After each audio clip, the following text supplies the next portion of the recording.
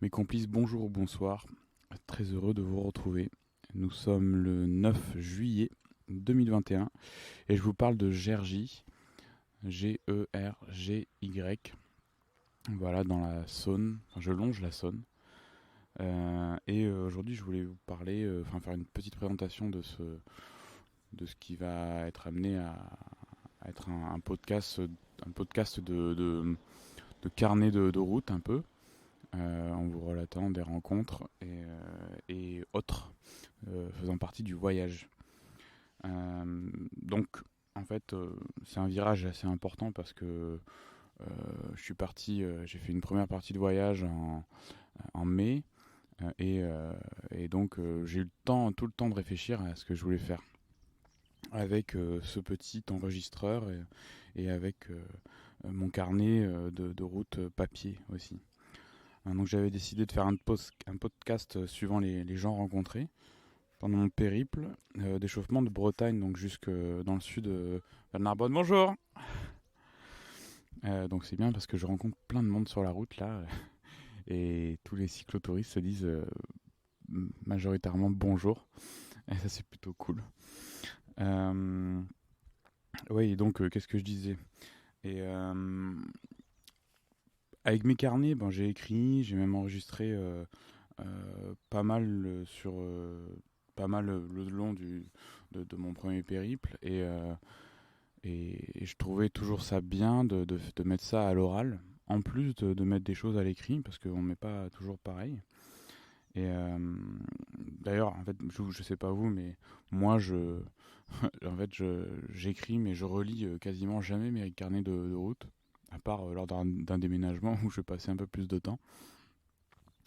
Et bon, alors je me dis, je sais pas pourquoi en fait je relis pas, mais peut-être qu'à écouter ça peut être autre chose.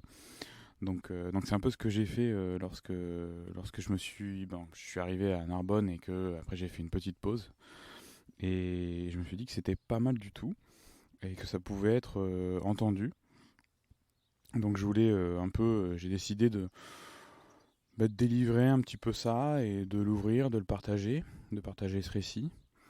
Et directement en fait, sans faire de montage, sans mettre, j'y mettrais de l'application à faire ressentir un peu le voyage, mais après au niveau du montage, je suis pas dans les meilleurs moyens de le faire, donc c'est pas ça qui, je me dis pas que ça va m'arrêter quoi, je me dis que ça ajoute de l'authenticité et peut-être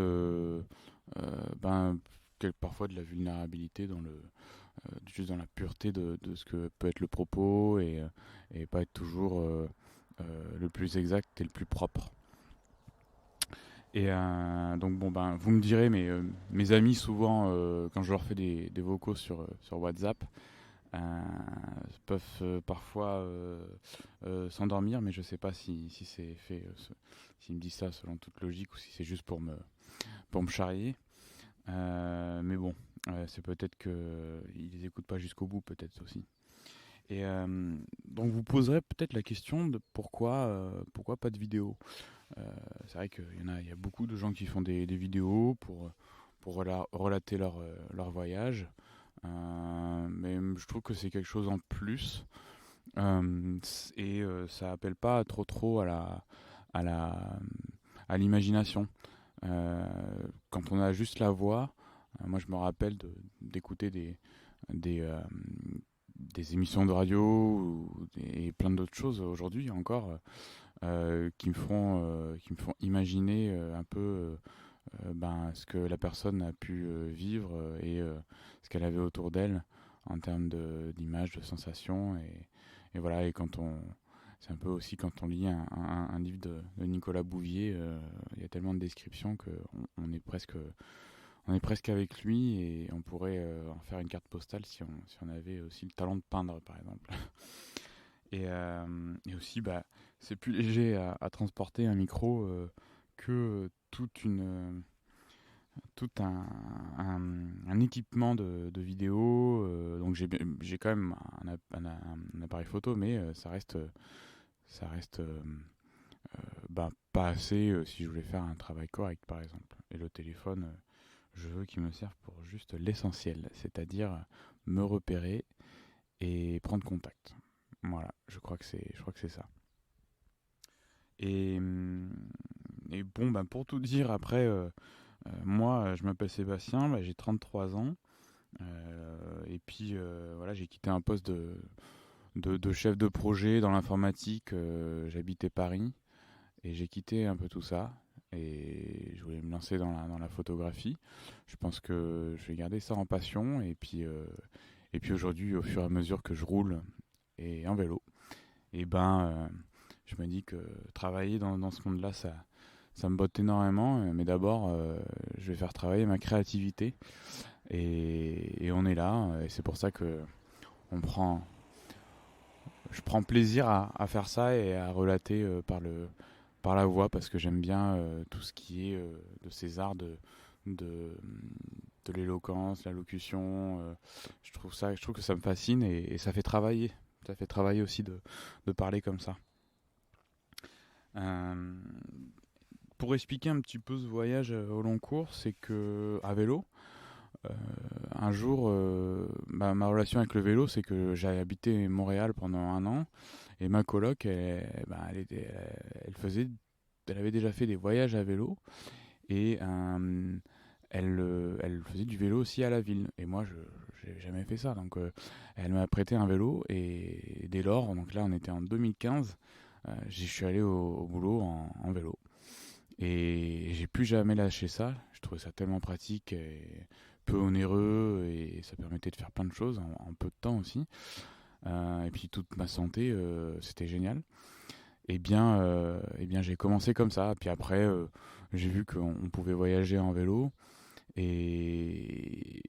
je me disais que c'était super chouette. Euh, j'ai envoyé mon coloc dans une randonnée qui part de Paris jusqu'au Mont-Saint-Michel. On a fait ça, et puis moi après, lui, il est retourné à Paris, et moi j'ai continué.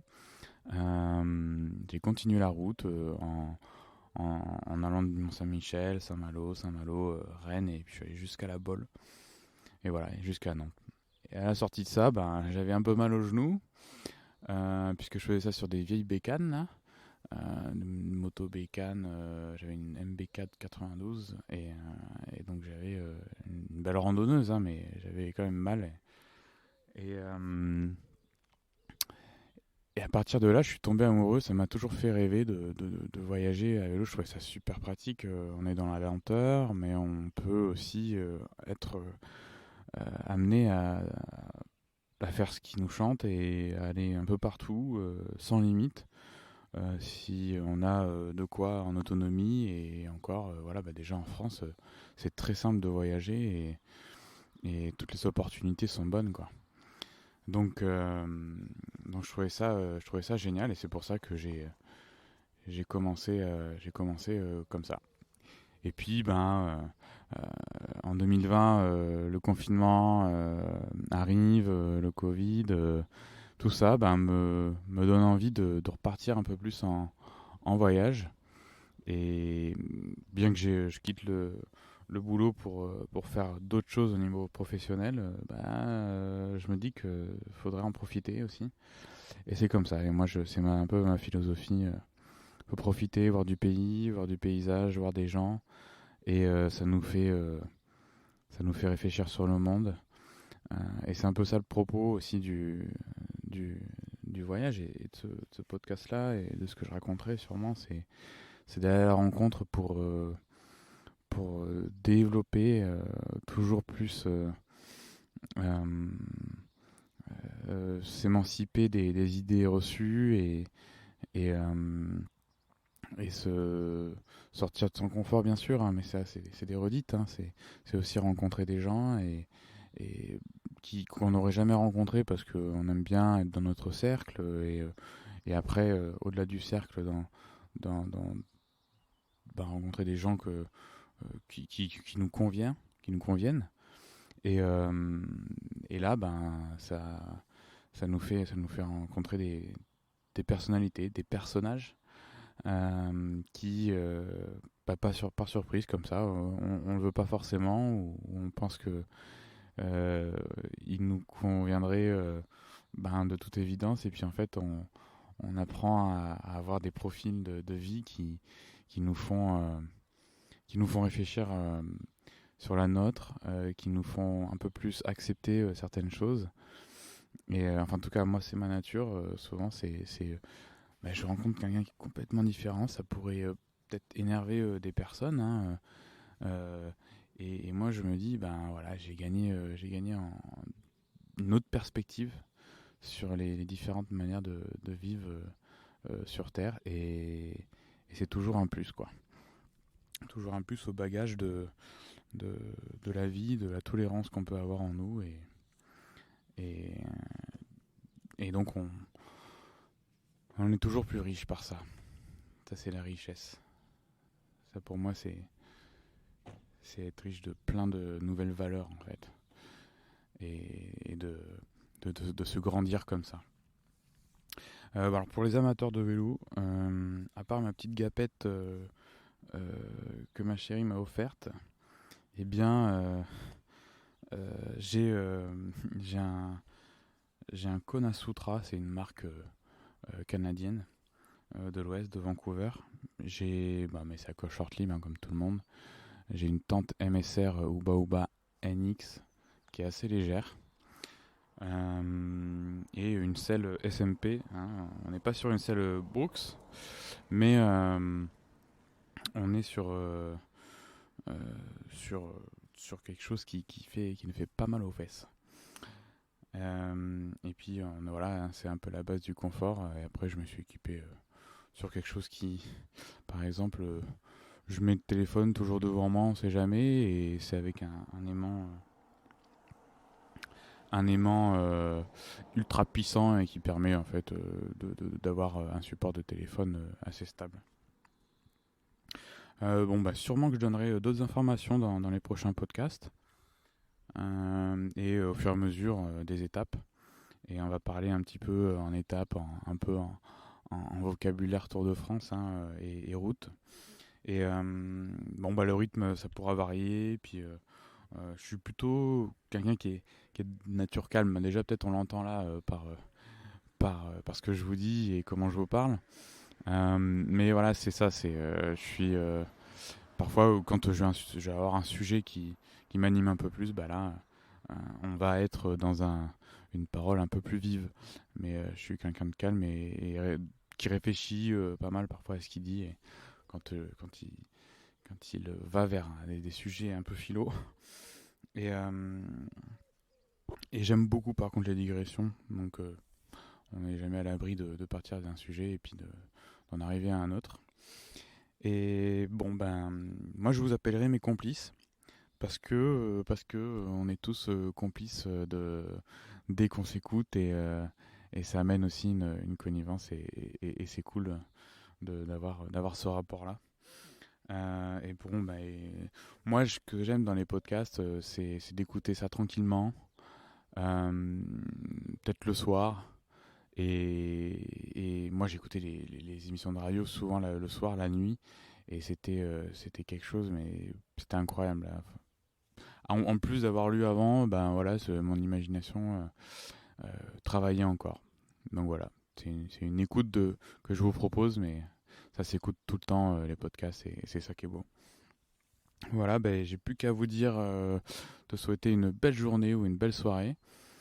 À la revoyure. Mahalo, comme on dit à Hawaï. Ciao, bye. Et puis au prochain virage. Ciao.